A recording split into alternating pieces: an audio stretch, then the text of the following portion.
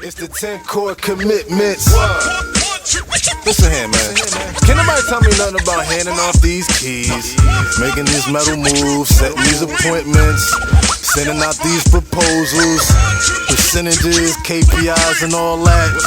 It's all relative. Let me some of my people over there. M3. Welcome to the Millionaire Car Salesman Podcast, M3. the #1 resource for automotive sales professionals, managers, and owners M3. to learn how to make money, accumulate wealth, and to all out ball out in the auto industry. And now your hosts, Sean V. Bradley and L.A. Williams. 1, 2, 3, 4. M3. Hey, what's going on, everyone? This is L.A. Williams, Vice President with Dealer Synergy and the creator of the Millionaire Car Salesman Podcast. Now, we know Sean created the Facebook group and all that old extra stuff, right? But the podcast, that's mine. And so, ladies and gentlemen, I am here with a phenomenal guest. This lady, man, I'm telling you, she's so awesome. I remember when she first got started in the automotive industry and, you know, got her all trained up and everything like that. Now, let me tell y'all how she sold 60 cars as an internet coordinator last month, October 2022. And so I just want y'all to meet the one and only Miss Nicole Andrews. What's up, Nicole? Hi, I'm very, very excited. I bet you are. Shoot, 60 Yeah. cars. Look, I'll be excited too. You know what I'm saying? Oh, yeah, for sure.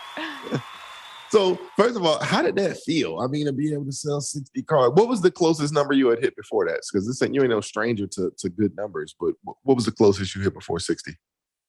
34. So I had 34. a huge jump. I hit Wow. I think it was my 6th day of the month, and I hit 17 cars on my 6th day of the month last month. And that's why I was like, whoa, okay, Yeah. let me raise my goals, because that was super Absolutely. exciting. Yeah. So, what was your goal initially? My goal initially, I think, was 45. I think I started it 40. at. And then 45, okay. yeah, I hit that like my 3rd week in. And then I was like, huh, Yeah. well, I guess we got to readjust. Yeah. Absolutely. Now, let's talk about that, because I think that's a big deal. And I know we got to introduce, tell them about your background and all that kind of stuff. But we started a good conversation, so might as well keep it going, right? So many people, right, what happens is they'll come up with a goal and they'll get to 17, in their 6th day, and they'll just kind of relax, right? So there's two aspects of it. First of all, we already know the 17 didn't come from the work that you put in October, right? Even though it showed up in October, it happened because of the work that you put in September. Oh, yeah. You see what I'm saying? Absolutely, yeah. Yeah. And so many people, what they do is, they'll get to the end of the month and then, it'll cross over, and then they'll just like fall back and chill. Or, they'll think that all came from, October, and then they'll fall back and chill. Like, oh, I'm already at 17 cars. What you got to say to me? People get their little big head. And I know that's not our audience, right? But we're just saying about your coworkers, Yeah. those folks. Right? Yeah. Absolutely. So the other part is when, like I said, people get to their 45 and they'll kind of just coast. What is it about you that said, you know what? Because just so you know, that's not normal to say, hey, let me raise my goal, right? Because then let's say you raise it and then you don't hit it, and then you're going to feel bad. And what did you raise it to?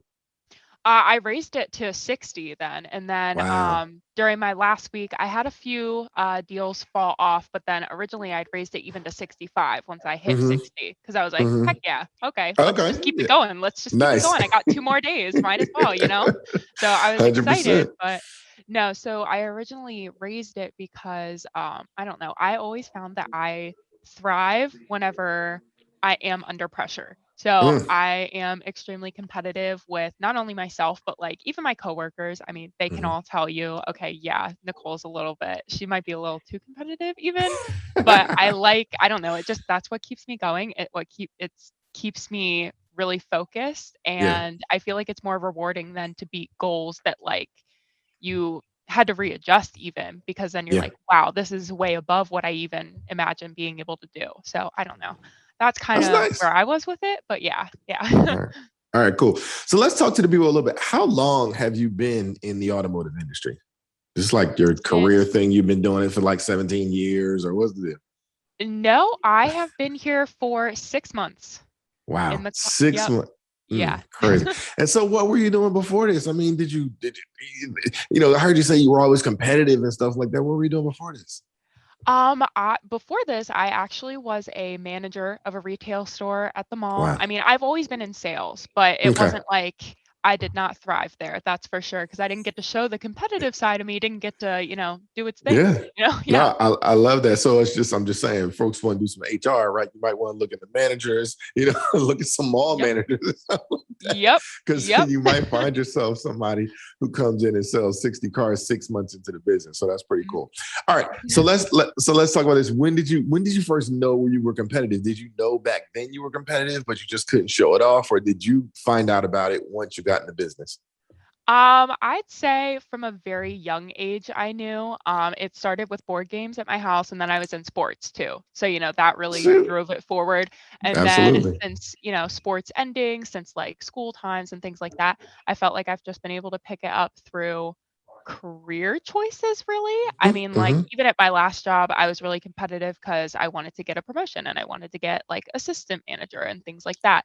So, Yeah. I mean, I guess like in little ways, I've always just been that way. I don't know. It starts with my dad. He's a competitive guy too. So growing up, I just always wanted to one up him, Yeah, absolutely. So, yeah. Again, I'm asking these questions because I know that, the whole entire automotive industry, I don't care who you are, we struggle with HR. I mean, really, forget the industry, the world, right now is struggling with HR, finding really high quality people. And so we want to know, what is the pedigree, right? What do I tap into, right? What are the key things? And then even us as parents, like, okay, how do we foster, the competitive nature in our children and all kind of stuff like that? Because we know that people who are competitive, not overly, I'm gonna do something to you, but just that healthy competition, right, is good because it helps to create, I would say, just high quality leaders in the real world. So that's pretty cool stuff. All right. So let's talk about this. So you came into the business. Did this just come naturally to you? Did you have to do any kind of training? I mean, break that down to us. Oh gosh, it did not come naturally at all. I know every other industry, you're always taught something different. So, it was like basically retraining my brain. Okay, let me rephrase. It didn't not come naturally. It took a lot of work, but it was something that I like to think that I could achieve. So it was a lot of training, and it was the dealer synergy trainings that I started out with. So it was me just having days on days of just doing the training, talking with my coworkers. I was able to listen in on their conversations, also trained by dealer synergy. So, it was great firsthand experience the whole time. And I think that was a huge help. And I had a whole bunch of meetings with you too. So that was nice to like try to fine tune some things that still made me, hesitant, of course. But yeah. Okay. So let's talk about this. And I'm just going to point out somebody real quick. I just got a message that somebody said that they listened to the podcast and they're like, oh, I didn't know you guys do training. And I'm like, come on, like, no way. Like, maybe we don't talk about it enough. Maybe we're not marketing to you enough. Trust and believe. Now I got to turn up the marketing because y'all talking about, oh, I didn't know you listen to that check. No, I'm picking on my listener, but I'm just, come on, like that's exactly who we are and what we do. So now we got somebody on here who she literally said she came in, because of dealer synergy training. She sold 60 cars last month. I should ask you what you're on pace for right now, but we'll find out that at the end. Because I know, because there's some things I want to point out. It really doesn't matter the answer because it no matter what, it's going to be a training opportunity, right? So let's talk about this. You said that it took, first you used the curse word, right? You said it took work. Wait, well, nobody want to do no work, right? Yeah. Again, not our listeners, right? But your coworkers, right? Your colleagues, right? Folks don't want to do work. So talk about what type of work was involved to be able to get to that level. It wasn't even just like while you're clocked in and then when you clock out, you're done for the evening type thing. It's something where if you want to be good, you're not going to be good if you don't try. Like at the end of the day, you got to decide how much you want it, because I feel like everyone has seen someone in their life that they don't really want to do anything. They just expect things to come naturally to them. And in all reality, that doesn't really happen. I don't know. I've always been I believe in the hard work type thing. I don't like being lazy unless it's like, a lazy Sunday. That's an exception. Right. But like, you gotta relaxed, huh? Yeah. Like, I don't like being lazy when it comes to work, because then you can't blame anyone except for yourself. You got to expect to, if you put in the work, it'll work out for you, you know? Mm-hmm. Yeah. That's crazy. I think the key is that people convince themselves that they're okay, right? They convince themselves that I enjoy life. Life is great the way it is, until something happens and you need something. And then you're like, oh shoot, what do I do? Right. And it's like, Yep. I ain't saying it's too late, but it's kind of too late, right? Because now you got to go through the struggle that if you would have just committed yourself from the very beginning, you wouldn't have to deal with this. So I love it. All right, cool. Yeah. So you said you did some training with Dealer Synergy. Talk about, I know you said you did some training with me, but I know you did some other stuff. What are some of the other things in training? Pick out maybe 2 or 3 things that you picked up from Dealer Synergy's training. Let's market them. Like, let's tell them, like, all right, listen, you're missing out on Dealer Synergy because they taught me this. Oh, absolutely. So rebuttals are always going to be the biggest thing. I mean, we still talk about them every day in here too, but rebuttals and learning those, and like having down the ones that work for your dealership off of like the Dealer Synergy list and all that kind of stuff, and just knowing a few at a time for each rebuttal. That is so key. I mean, I know they're always going to be changing because the market's always going to be different. People are always going to find new excuses and like not to buy.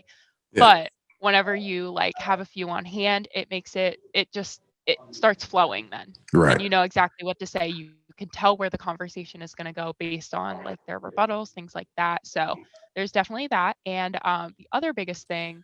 So wait. Hold on. You got to write the second one down because we got to talk about this. So rebuttals, because some people don't even know what that is, right? They're like, rebuttals, what are you talking about? So basically what she's saying is that the things that your customers are saying is not new, right? We already anticipate our customers are going to say certain things. You actually anticipate not you, Nicole, but I'm saying that our listeners, everyone, even the folks who aren't listening to the podcast, they all anticipate what customers are going to say, but there's some people who don't think that there's anything they can do about it. Right. They're like, oh, everybody's going to say this and I just got to kind of accept it or blah, blah, blah, blah, blah. Right. No, if you already know what the customer's going to say, why not have some pre-planned things that you can say back to them to, I don't want to say refute, but to, like equalize what they said. Like, we got to neutralize it. Right. Let's figure out a way to have these conversations. And it's way better to learn how to use rebuttals and to handle expectations versus always having to overcome objections. I understand in sales, overcoming objections is very important. However, how would you wouldn't you rather not like to get the objection? Wouldn't you like to handle it before it even pops up? Because it's coming, right? Yep. So that's huge. I'm glad you mentioned rebuttals because most people they aren't practiced. They don't have that hand of, all right, I know if you say this, I already know what I'm gonna say. They don't have that. They say, if you say this, I feel like I'm gonna be stumped every time, just like I was the last 5, 6, 7, 8, 9, 10 times somebody said that. They're just okay with losing, right? And I love that you said that you're not. All right. So what's the second thing? The second thing is we role play in here literally every single day. There is, and it's not at first, they start out nice and they just kind of walk you through the process so you get a handle on it. No, because now we're really hard on each other and we're like real, we challenge each other with it, I feel like. And that is super important because just the more you practice, the better you're going to be. I know it sounds so cheesy because everyone always says that, but it's the more you do it, the more you'll feel natural doing it whenever it's actually game time. And that's when it'll really matter too. So you can mess up when you're doing it with like your coworkers, and then you can rephrase and then work on, how it is you can make it better.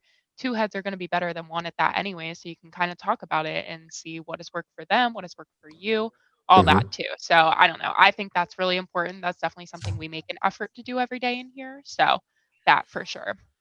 Well, think about it. You said you come from sports. What sports did you play? I was in, I did competitive swimming like since 9 and up then till I could. Okay. And then I was also in volleyball. Right. Okay, cool. So when you were swimming, it's not like when you were swimming, all y'all did was just do meets and stuff like that. Didn't y'all practice? Oh gosh, yes. So much. Yes. Yeah. And see, so you understand the value. Even volleyball. Did you guys practice outside of the games? Oh yeah. Oh my gosh. Yeah. Absolutely. Yeah. So again, it's not just this industry. It's swimming, it's volleyball, it's anything that you want to be great at, right? Even professional teams, folks that get paid, all the TV folks we like to watch on TV and all that kind of stuff. Everyone practices, but for some reason we think to be great at our profession, we don't need to practice. Or I don't, it does, like success leaves clues, right? There's always a hint of what did that person do? And if you just want to grab what they grab, success is one of those things, man. It's sitting there on the table. You can just pick it up, right? You don't need to figure it out. So that's good stuff. Are there other things that you learned outside of this, or those are the top two things you would say? Making sure that you role play, and then also knowing things to say. What is there anything else? I mean, there's a whole bunch else. I would say those are two of the most important, but there's so much different stuff too. So let's talk about this, because I know I come in and, you got phone trainers. There's, Young Jedi. We got, a couple other folks that you may have worked with. But is it something different when you work directly with me? Do I take things to a different level? Do I say, like, what is it about? What have you picked up from me specifically? LA doesn't play. He will make it hard on you, and he doesn't give you a free pass, but it's so needed, because in reality, some customers will not just give you a pass just because you're trying to be really nice. You got to know your stuff. You got to know the wording, and you're very like, you make us practice it until we get it right and it sounds good. And like, if you were the customer, you would buy into it. You know what I mean? Which I always thought was super important. And it's such little things, like you pay attention to detail a lot. Like just little phrases. No, you'll say, no, try it again. Take out this word, put in this word, things like that.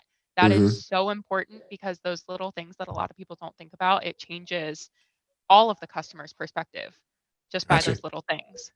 Gotcha. Okay, cool. So is there any one? Because I'm telling you, like, you're absolutely right. That's I come from doing music. I do production engineering. You guys hear the intro and outro and all that kind of stuff, right? And so if somebody's in a booth and they're singing a song, every syllable makes a difference as to how that song is perceived, right? You can't use that. People are like, well, why? If they're writing a song, I'm like, nah, that word really doesn't work like that. You can't just say you got to put a H sound on the beginning of it to bring out some emotion. You got to do that. Right? And so it's all these details to creating great music. And it's the same thing with creating great phone calls. It's the same thing with creating the emotion that's required for sales. And so if you say a wrong word, if you use the wrong tone and inflection, you're going to bring about different emotions from your customers. So is there any one in particular that I was like harping on you on, like, don't say it like that, Nicole, say it like this? Anyone that you can think of? Yep. Oh, absolutely. Right off the top of my head, because it's one I still use every single day. Availability. That's always going to be a problem. No matter where you are, a customer will submit something on something you just sold. Okay. Right. You deal with the problem. Everyone sees it. You made me practice so many times. If I was able to show you something with similar mileage, options, and pricing, would you be willing to take a look at that? I use it every day. Yeah. See? It's the tone and everything. Absolutely. 100%. So let's talk about the thought process behind that, right? So let's rewind it from the very beginning. The first question that any intermediate, right, even beginner should learn is, hey, what was it about this vehicle that, if there was inbound phone call, what was it about this vehicle that made you give me a call today, right? And so you want to find out what the customer is thinking. See, if you know what they're thinking, well, now it allows you, it helps you to ask your next question, right? And, they could tell you anything. It really doesn't matter to me. Oh, I liked it because it was spacious. Oh, I liked it because it had a third row. Oh, I liked it because it had the panoramic sunroof. Okay, great.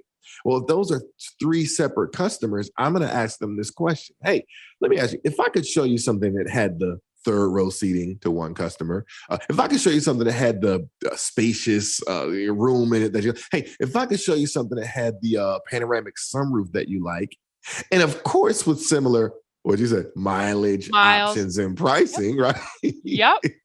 And see, I do that in alphabetical order. To me, it sings a song, right? Mileage, options, and pricing, right? If you're outside of America, it might be kilometers, options, and pricing. I've heard that before. It sounds a little peculiar, right? Some people use pace, right? Some people use quick features, age, They use different, whatever your thing is that you say, but you want to say it in a cool little sing-songy way. And then the end of it is the all-powerful question. Would you be willing to take a look at that? Mm-hmm. Now, mind you, we didn't say, would you be interested, right? Because people are not interested. How many times have you heard me say that? People are not interested, right? But they might be willing, right? They're not interested, but they might be open, right? And so I had a conversation with one of my guys today. I'm like, he said he emailed somebody about being interested. I'm like, well, I can tell you right now, they're not interested. Right. And so we just got to learn to use the proper language. Man, there's a lot of key details, but I'm liking what you're saying about, hey, if I could show you something that had the blank, and of course that you like, and of course with similar mileage options and pricing, would you be willing to take a look at that? And then most people, 95% of the time, what do they say? Yeah. I mean, they sure. say yes. Yeah. And now, here's the mistake most folks still make. Now availability is off the table. Because you just said that you were open to looking at something similar. And so now I don't have to stress about having this one particular vehicle because you told me that you were open to something. So now let's have a different conversation. Now we can talk about some other things that might be important to you other than the vehicle. Yep. So what are some of those things? What are people, you can talk about some of those things or just some other things that you've learned. Break it down to me. I know price is a huge thing that we've been getting recently, especially because with the market fluctuating, which I mean, it always is. So, everyone just likes to use that as an excuse. So they're like, hey, you know what? This is just priced a little high. What is the price on this vehicle? It so heavily depends on how you phrase this, how they'll actually react to that information. And All right, let's hear it. Yeah. So for as of like in the BDC, we aren't technically supposed to give them pricing and just like throw out numbers to them because it doesn't really make sense. Let's do it like this. It doesn't make sense. People say, oh, well, how come I can't give the price? It's not that you can't, you could, it just doesn't make sense. Well, why doesn't it make sense? Because 96% of customers who you give a price to, they're going to shop it, right? So literally when you give someone the price, you're selling the car for the other dealer 96% of the time. Yep. So you're literally putting yourself in a position to lose. And so if that's what you want to do, go ahead and give them the price, right? I don't think your managers want you to do that, but no. So it's not possible.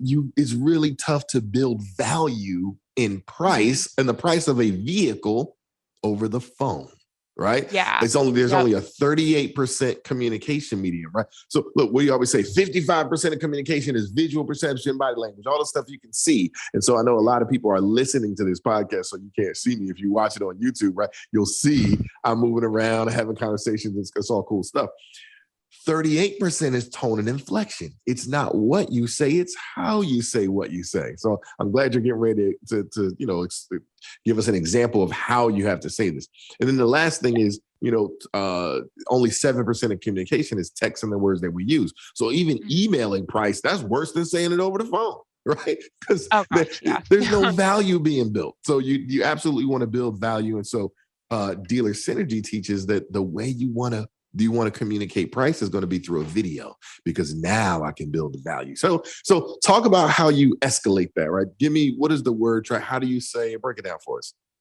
So typically nowadays, I like to just avoid even ranges or anything like that. I go right into, hey, absolutely, I'd love to get you that information. Are you looking to get a finance price, or are you looking to get a cash price? Then it opens up the door. You can ask them all their other questions too, because they're already started on the roll, Yeah, absolutely. Yeah. So what you just described is that we have to learn how to answer questions with questions. Absolutely. Yeah. Right? Because that's how you got to do. Again, so many people, and listen, you can test yourself, listeners out there, test yourself. Ask someone to ask you a question and see if you feel, inclined to answer it, or can you answer them with a question? It's so much harder than you think, right? It's something that you have to, what we talked about earlier, you got to practice it. You got to say, hey, let me make sure I'm in a position where someone asks me a question, I'm able to re-ask them a question, right? I'm not just feeling like, oh, I just need to answer the question. Because customers, listen, I'm telling you, customers sometimes I feel like they think they're slick, right? They put us in a situation, they'll ask us multiple questions beforehand. So they don't just say, hey, what's the price? They'll say something like this.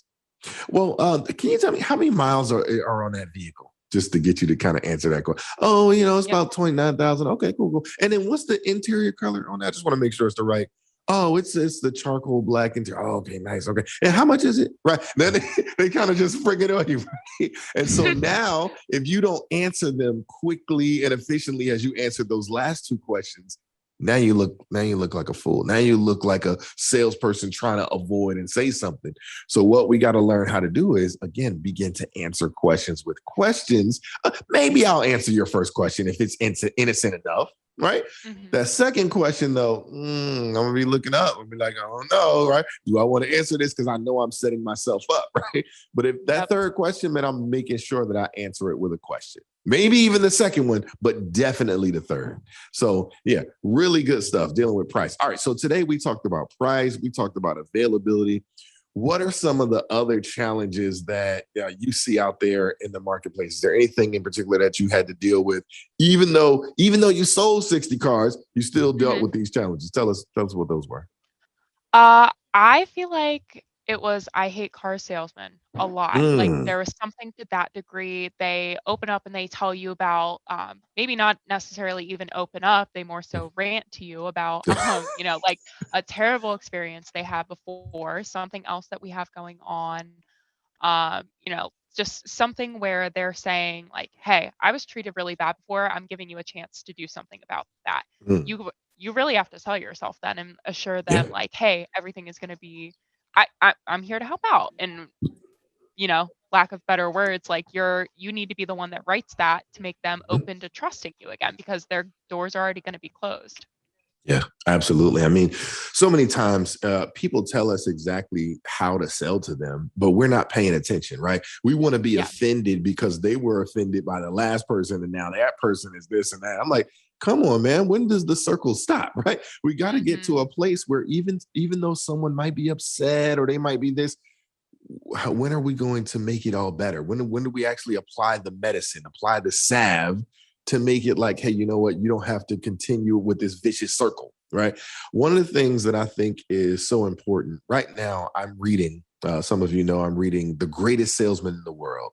And so there are some scrolls you can go to, The Greatest Salesman in the World, and you can Google it, right? And there are scrolls that you can read. Now, I recommend people read the entire book and all that good stuff, but hey, some folks are lazy, right? So, and then the whole thing about it, when they read the book, they just read the scrolls. No, it's an activity. Right. So what you got to do is you got to read these scrolls 3 times a day, right? For 30 days.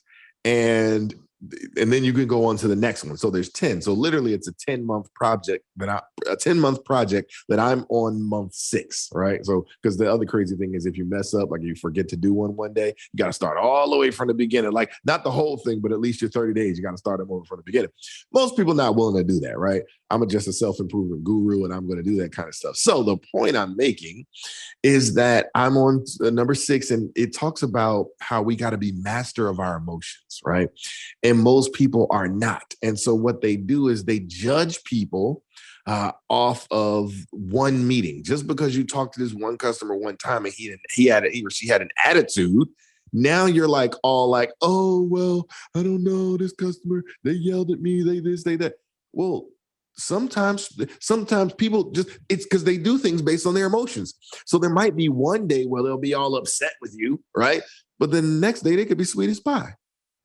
And you just never know, right? In the scroll, they talk about how, there's some days that people won't buy a golden chariot for a penny, but then the next day he'll exchange his home for a branch, right? It all depends on how people feel. So I think you're absolutely right that you're going to deal with human beings and folks that have feelings and all kind of stuff like that. What are some of the things that you do? I heard you say that, you're like, hey, you know what? I get an opportunity to make it right, but are there specific things that you're saying? What are you doing? So I know I'm kind of just an empathetic person in general, so I've kind of always been like this, but I feel like it's you care about people? Let me find out. Yeah, Oh my gosh. I know. Yeah. So, I mean, I don't know. It makes me sad. I feel like you could definitely tell that in my voice whenever they're telling me some of these stories are just absolutely horrible, like how they were treated, what was said to them, things like that. I think it's super important. You just got to start and just be the one to apologize. It wasn't you, it wasn't your dealership that did it, but you need to apologize to them, let them know, hey, I'm really, really sorry that happened to you. I'm going to try my hardest to make sure nothing like that happens to you again. I want to help you out, making sure that's first known.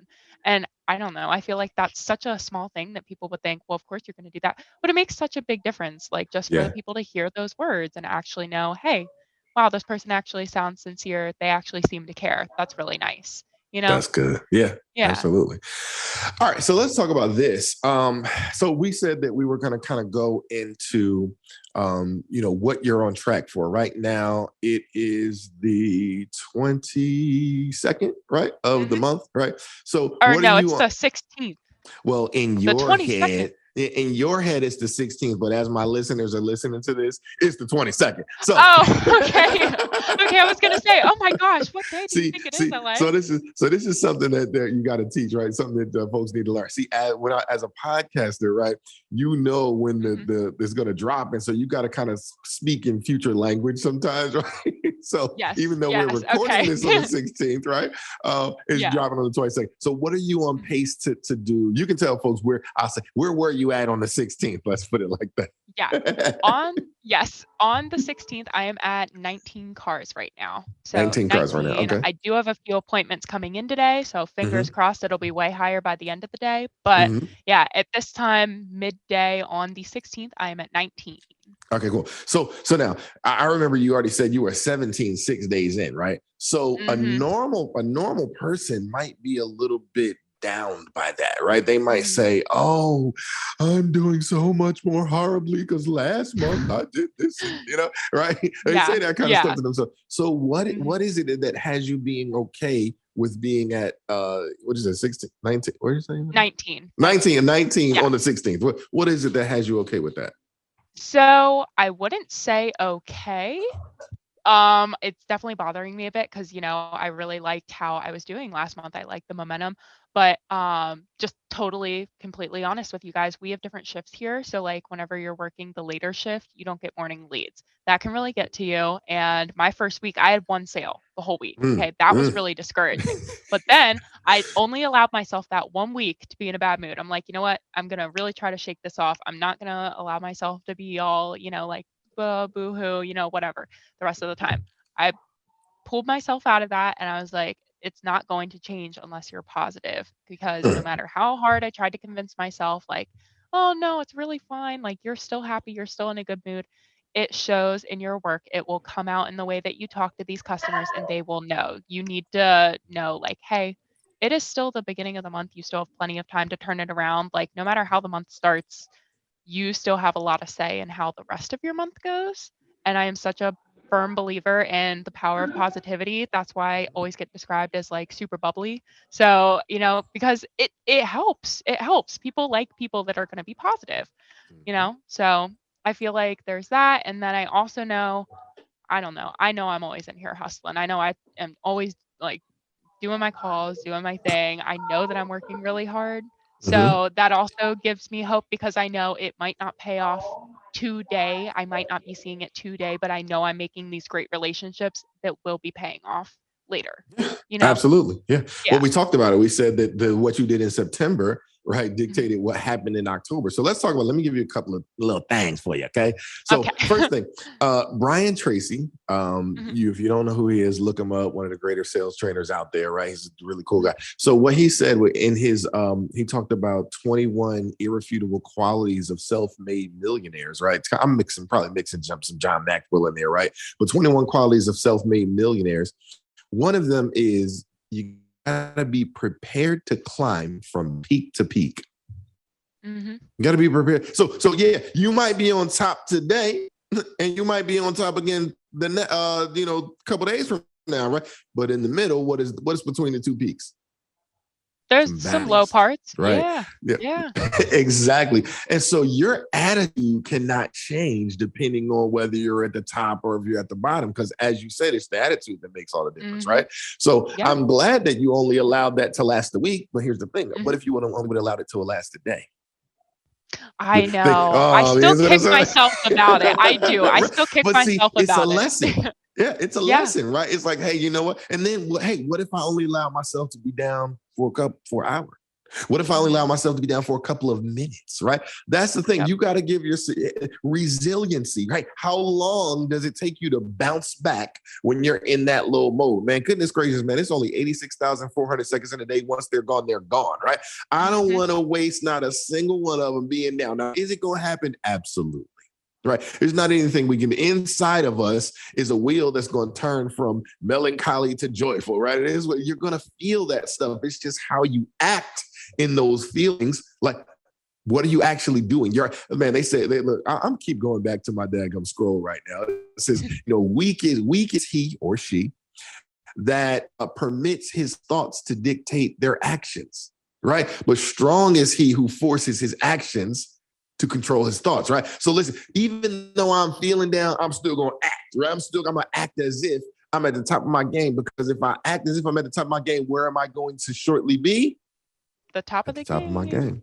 Absolutely. Yeah. Right. So that's the key. And so whenever you're thinking that kind of stuff, as you said, man, people can always tell, right? If you're not on purpose bringing that good weather to your customers, if you bring in gloom and, I'm down because such, you're bringing that to their customers, they're going to bring the same daggone thing back to you. Why? Because they don't have the skills. They haven't been taught how to master their emotions. They don't know how to do that stuff. But man, if you bring positivity and, good sunny weather to your customers, they're gonna be like, wow, there's something about this person I really like, right? And so I think you're absolutely killing it right there. All right, so for my people who don't realize that Dealer Synergy does training, right?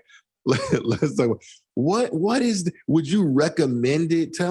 Give me your own personal, like, hey, you guys shouldn't work with Dealer Synergy. If you do work with Dealer Synergy, be prepared for what type of advice would you have for someone that's thinking about working with Dealer Synergy as a training company?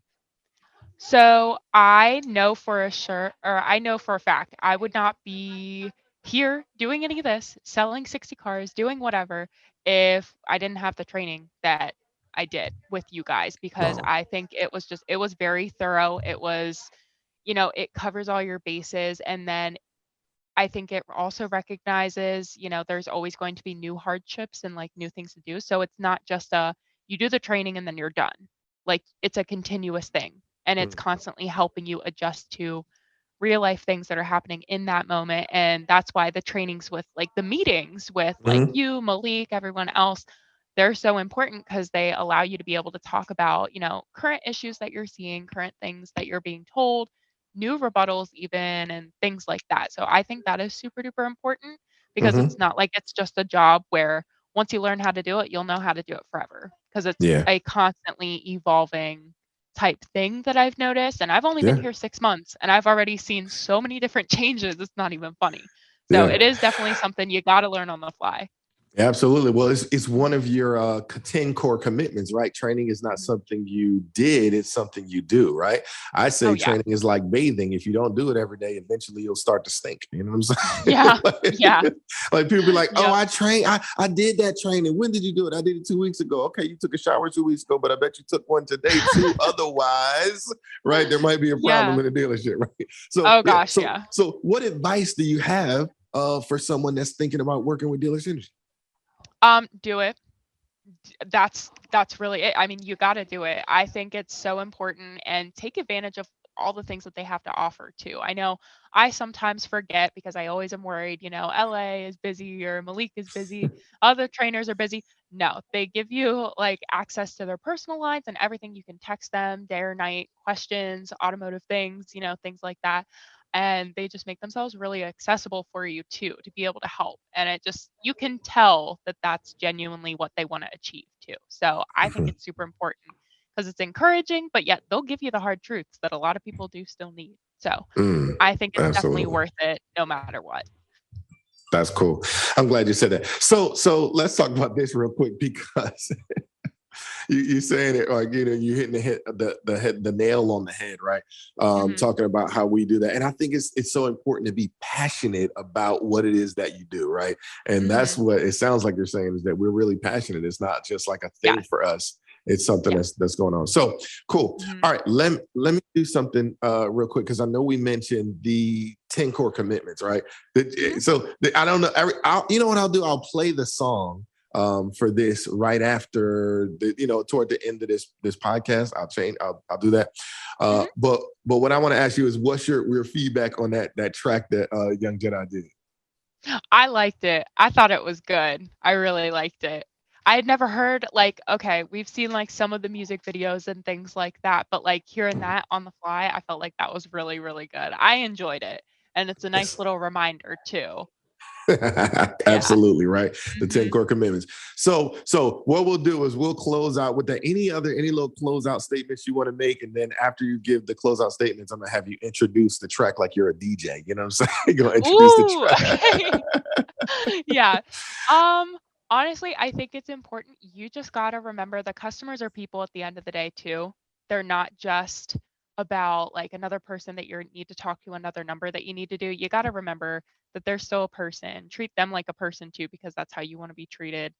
Just if you remember that, they'll be able to tell that and be a lot more receptive. I think that's always super important too. Absolutely. Customers are human beings. We're all one. I love it. Yeah. All right, cool. So ladies and gentlemen, y'all know what I say at the end of every podcast. I'll tell you, listen, you are the average of the 5 people who you spend the most time with, right? You've just been spending time with 6 months in the business, selling 60 cars, man, making the money, Miss Nicole Andrews and the blind phone master, Mr. L.A. Williams. It is your turn to go out there and become a millionaire car salesman. And to help you with that, we got a little song for you. Go ahead, give them a little introduction to this track by Young Jedi, the locksmith. Ooh, I feel so nervous. Next up, we got Malik, the Young Jedi, coming up with the 10 core commitments jam. It's the 10 core commitments. All right, you heard it here first on the Millionaire Car Salesman Podcast. We'll talk to you later. Off these keys, making these metal moves, setting these appointments, sending out these proposals, percentages, KPIs, and all that. It's all relative. But let me tell my people over at Bob Ruth Ford. Matter of fact, Bob Ruth been in this game for years, and it made him an animal. His rules to the game. He wrote you a manual, a step-by-step booklet, so you can get your game on track, not your growth pushed back. The first is make sure that you come to work with a purpose. The goal is change perception of every person you work with. Be certain, make sure that your presentation is perfect. You really want the money? Better look like you're worth it. Number 2, really want to know your next move? Training ain't something we did, it's something we do. If you ever wonder why your numbers starting to fall, that's because you gotta take time to sharpen your saw. Number 3, don't let nobody take you off the task set by my bro Rob D. If it ain't about the business, leave it home, no emotions. Talent to get you far, but you nothing without your focus. Number 4, know you heard this before. Rob Ruth the man, complete your action plan. Number 5, acquisition costs for some pre-owned. We'll turn the inventory and replace the ones that we sold. 6, packets are the biggest part of this job. We sending 3 for fresh and we sending 3 for switch cars. 7, this one's important, you better learn it. Call 2 customers and offer them a service. Give them something real, think about how to make your customers feel. Find yourself like 2 or 3 deals. Number 8, show them why we do what we do. Make a couple calls and get yourself some Google reviews. Number 9, probably should have been number 8. All pending deals need to have delivery dates. And if you ain't got them steps in, we ain't trying to listen. We be waiting for commission, ready to start splitting. Number 10, gotta inspect what you expect. Plan your next date before you think about the exit. If you fail in the plan, you planning to fail. This ain't a gamble and your managers won't handle it well. Follow these rules, you'll have mad bread to pocket. Never stopping, tell them losing's never an option. Dealer synergy, they gon' have to make us a topic of discussion. If you trust us, we'll take me straight to the top. And these the keys to the game. Call me Jedi the locksmith. If you don't wanna win, keep it pushing like mosh pits. Rob told me get him, someone tell him I got this. Getting money my message, I guess that make me a profit. 10 core commitments. 10 core commitments. 10 core commitments. 10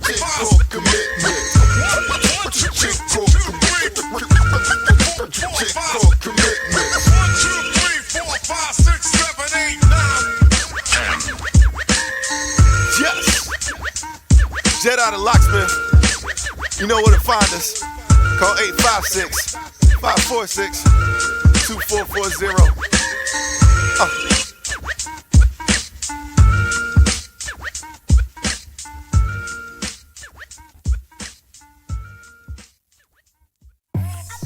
if you enjoyed this podcast, then make sure to give it a thumbs up, subscribe, and leave us a review. Let some other folks know about it. Oh, and don't forget to join the Millionaire Car Salesman group on Facebook. We'll see you there.